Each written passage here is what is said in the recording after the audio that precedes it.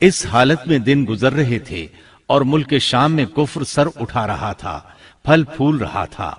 زیادہ زور لبنان کے علاقہ جات میں تھا، وہاں نئے سرے سے بتوں کی پوجا شروع ہو گئی تھی۔ اللہ کی طرف سے ہدایت آ جانے کے بعد وہ پھر سے خباثتوں پر اتر آئے تھے۔ ان حالات میں بعلبک شہر میں بنی اسرائیل کا ایک ایسا گروہ ظاہر ہوا جنہوں نے ایک بت ایجاد کیا، اس کا نام بعل رکھا، اسی کے نام پر شہر کا نام بعلبک ہے۔ اللہ تعالیٰ نے ان کی طرف معزز پیغمبر الیاس علیہ السلام کو مبعوث فرمایا۔ آپ کا سلسلہ نسب یوں ہے: الیاس بن یاسین بن فنحاس بن ایزار بن ہارون علیہ السلام۔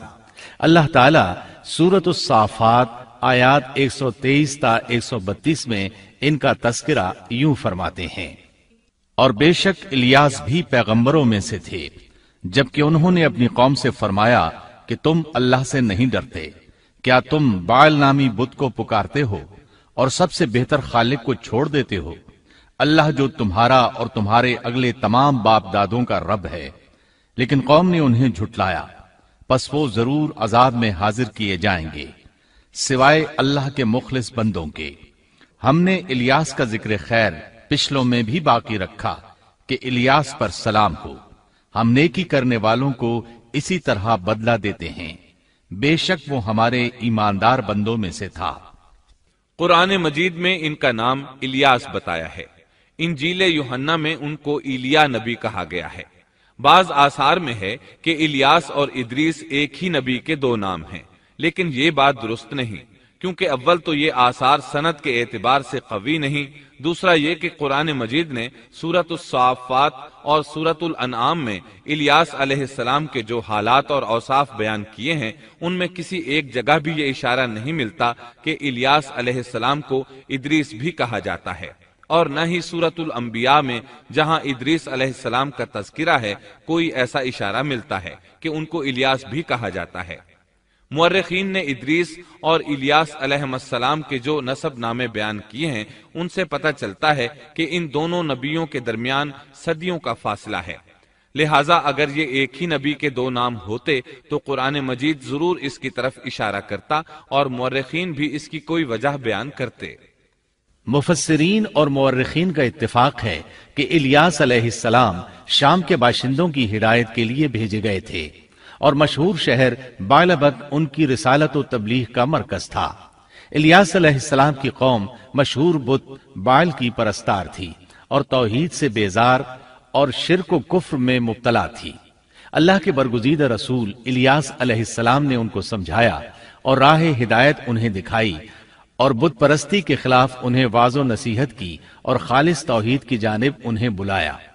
کتب تفاسیر میں ہے کہ بعل نامی بت سونے کا تھا اور اس کا قد 20 گز تھا اور اس کے 4 منہ تھے اور اس کی خدمت پر 400 خادم مقرر تھے۔ الیاس علیہ السلام کے زمانے میں یمن اور شام کا محبوب دیوتا یہی بت تھا، اور بعض مورخین کا خیال ہے کہ حجاز کا مشہور بت حبل بھی یہی بعل تھا۔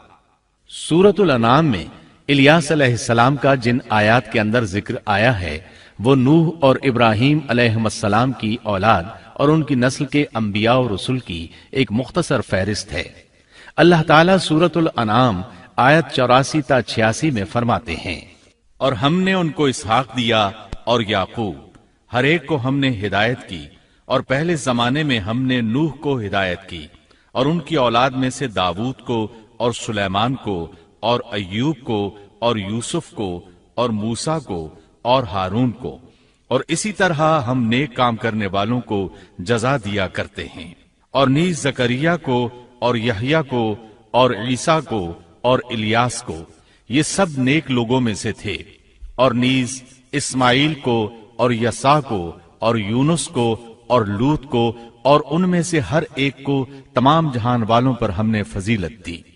الیاس علیہ السلام اور ان کی قوم کا واقعہ اگرچہ قرآن میں بہت مختصر ہے، تاہم اس سے یہ سبق حاصل ہوتا ہے کہ بنی اسرائیل کے یہود کی ذہنیت اس درجہ مسخ ہو چکی تھی کہ دنیا کی کوئی برائی ایسی نہیں تھی کہ جس کے کرنے پر یہ حریص نہ ہوں، اور کوئی خوبی ایسی نہ تھی جس کے یہ دل دادہ ہوں، اور انبیاء و رسول کے ایک طویل اور مسلسل سلسلے کے باوجود بت پرستی، نجوم پرستی، عناصر پرستی، غرض غیر اللہ کی پرستش کا کوئی شعبہ ایسا نہ تھا جس کے یہ پرستار نہ بنے ہوں۔ قرآن مجید میں بنی اسرائیل سے متعلقہ واقعات میں جہاں ان کی بدبختی اور کج روی پر روشنی پڑتی ہے، وہاں ہمیں یہ نصیحت و عبرت بھی حاصل ہوتی ہے کہ اب جبکہ انبیاء و رسول کا سلسلہ ختم ہو چکا اور خاتم النبیین کی نبوت اور قرآن مجید کے آخری پیغام نے اس سلسلے کو ختم کر دیا، تو ہمارے لیے ازحد ضروری ہے کہ بنی اسرائیل کی مسخ فطرت اور تباہ ذہنیت کے خلاف احکام الہی کو مضبوطی سے پکڑیں اور ان میں ہیلا سازی اور ٹیڑھ پن سے کام نہ لیں، ان کی خلاف ورزی کی جرات نہ کریں، اور ہمارا شیوا سپرد و تسلیم ہونا چاہیے، نہ کہ انکار و انحراف۔ اسلام کے یہی اور صرف یہی معنی ہیں۔